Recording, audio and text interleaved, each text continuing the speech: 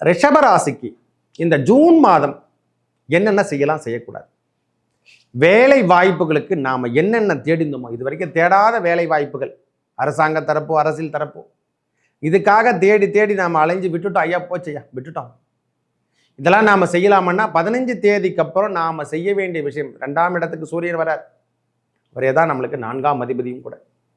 வீடு சார்ந்த விஷயத்தில் இருந்து வந்த பிரச்சனை, கல்வியில் ஏற்பட்டு வந்த தடை இப்பொழுது விலக ஆரம்பிக்கும்.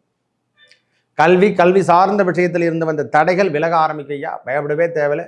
குடும்பம் சார்ந்த விஷயங்கள் எல்லாம் நன்றாக இருக்க போகுது.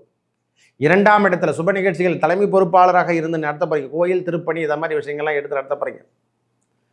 ராசிநாதன் 12ஆம் இடத்துக்கு வரார். இது வரைக்கும் 11ல் இருந்தாரு, இப்போ 12ஆம் இடத்துக்கு வரார். குடும்ப செலவிலே என்னென்ன இருக்குதோ அது சுப விரயங்களாக மாற்றிக்கொள்ள வேண்டும். தேவையில்லாத விஷயங்கள்லாம் எடுத்து நாம் செய்யக்கூடாது.